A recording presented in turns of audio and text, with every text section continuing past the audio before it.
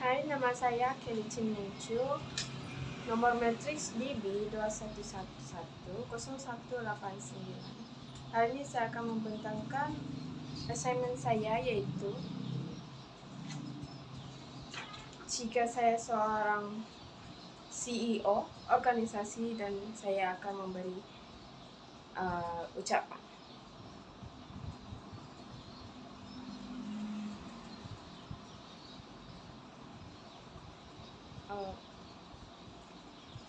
Saya akan memberi ucapan tentang membuat keputusan ataupun decision making.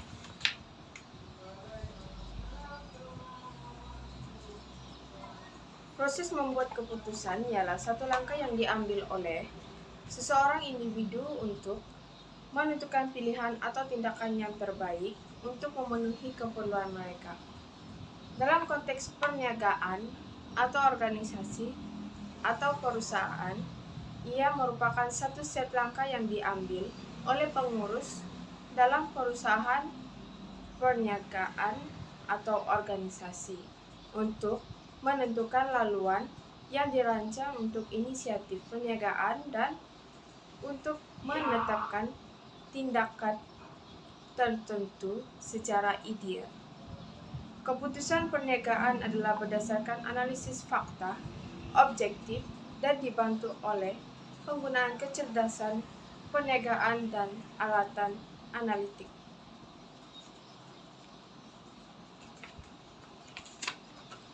Keputusan adalah tindakan, pemilihan, atau satu tindakan daripada beberapa alternatif.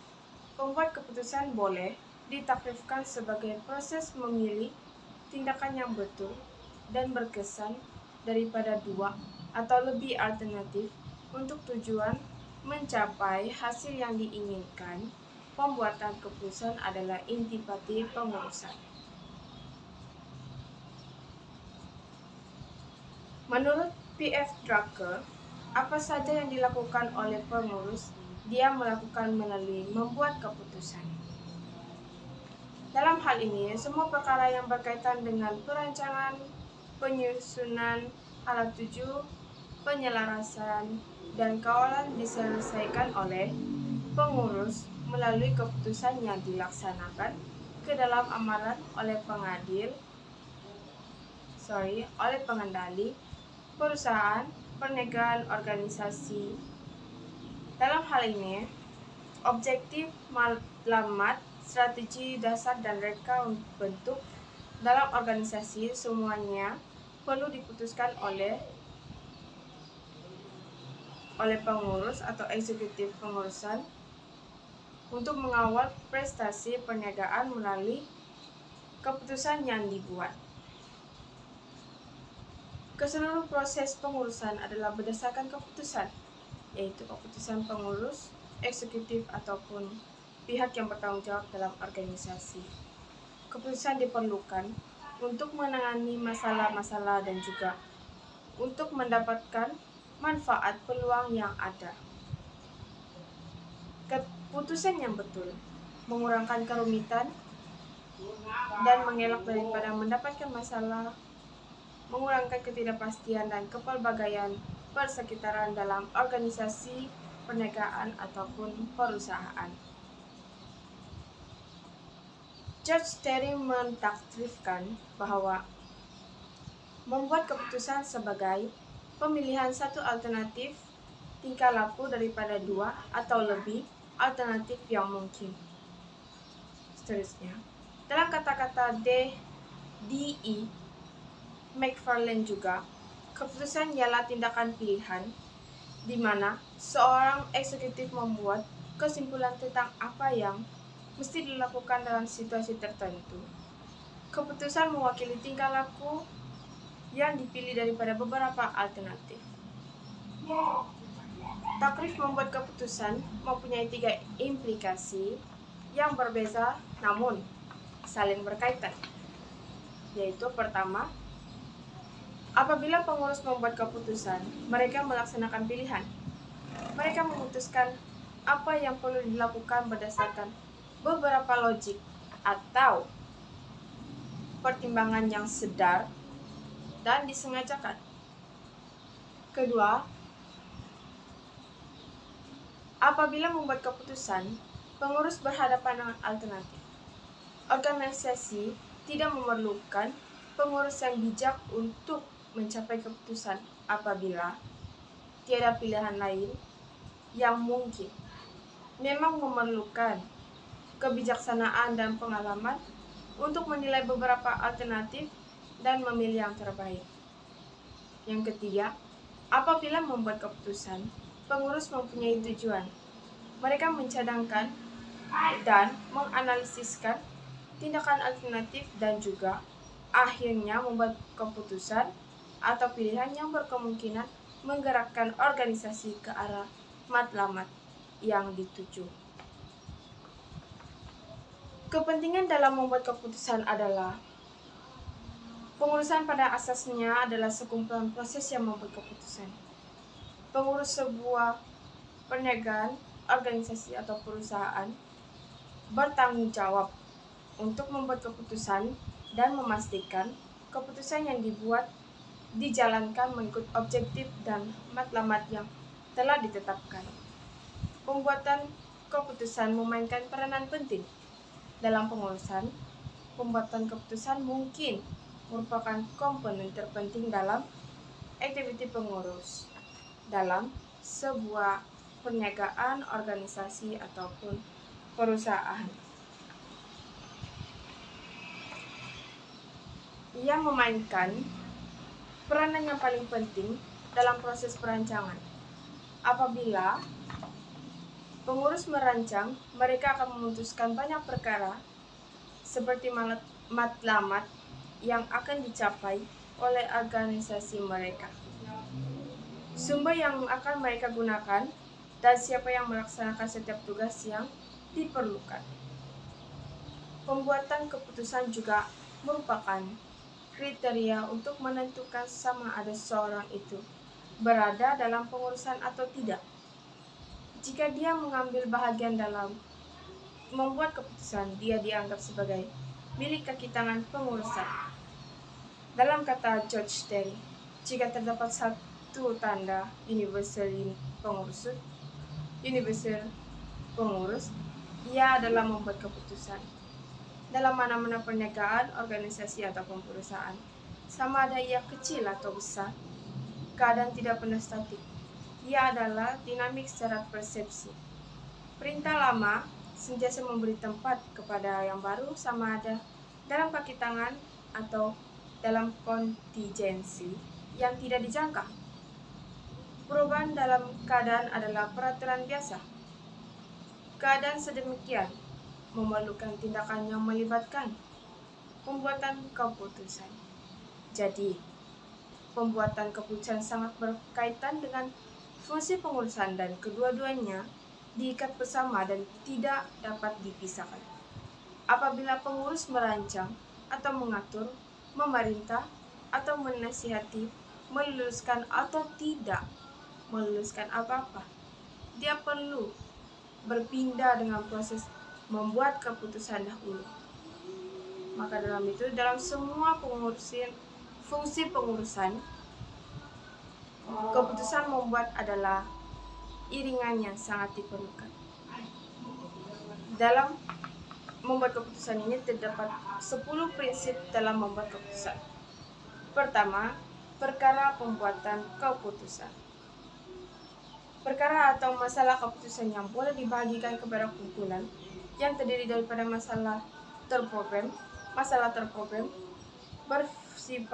bersifat rutin, berulang dan berasas, mudah didefinisikan, dan oleh itu memerlukan penyelesaian yang mudah. Keputusan tiba dalam masalah yang diprogramkan sedemikian mempunyai kesan yang berterusan. Namun, dalam masalah yang tidak diprogramkan, tidak ada kesan yang berterusan, karena ia tidak berulang, bukan rutin dan novel.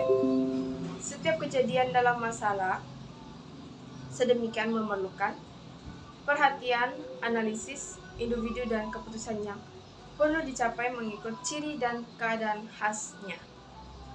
Kedua, struktur organisasi. Struktur organisasi yang mempunyai kaitan penting dalam membuat keputusan harus mudah dipahami. Jika struktur organisasi adalah tegar dan sangat berpusat, kuasa membuat keputusan akan kekal terhad kepada peringkat pengurusan atasan sahaja. Ini boleh mengakibatkan keputusan tertangguh dan keliru serta menimbulkan syak wasangka di kalangan pekerja. Mari kita lanjutkan kepada yang nomor 3, yaitu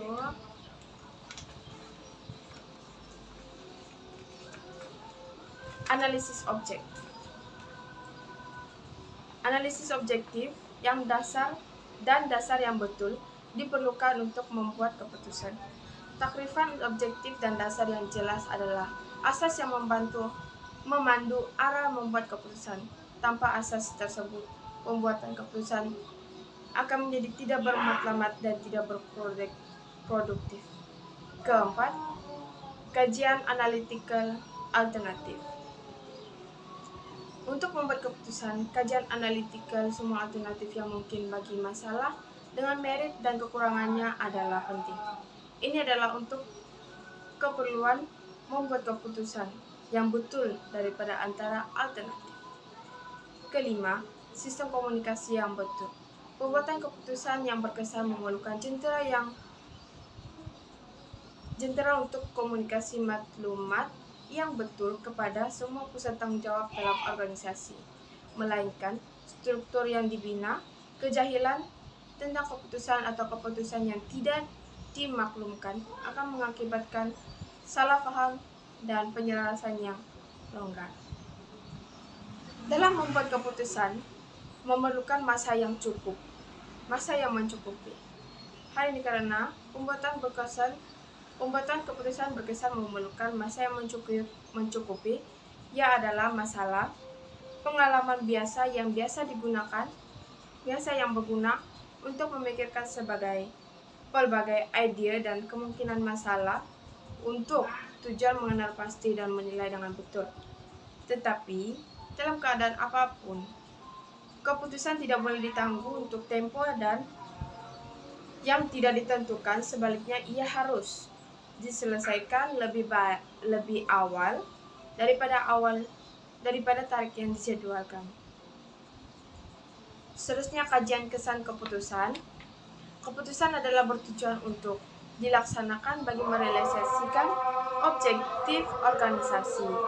Sesuatu keputusan dalam mana-mana kawasan tertentu boleh bertindak balas dengan buruk dalam bidang lain dalam organisasi.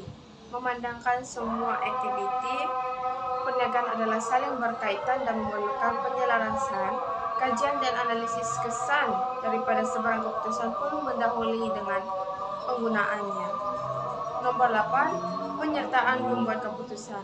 Pembuat keputusan bukan sahaja harus menjadi pemerhati manakala orang lain akan mengikuti keputusannya.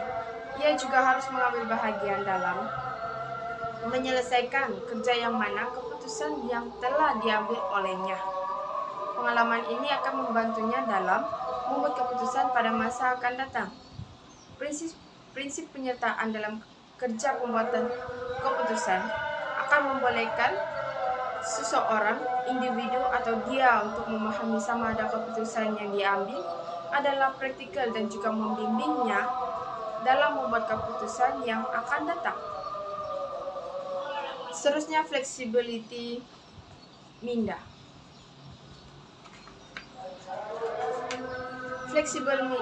Flexibility minda ini sangat penting dalam membuat keputusan karena keputusan yang tidak memuaskan hati semua orang, persediaan mental yang tegar bagi membuat keputusan mungkin akan mengganggu keputusan. Sikap mental yang fleksibel, pembuatan keputusan membolehkannya ia mengubah keputusan dan memenangi kerjasama semua pihak kumpulan.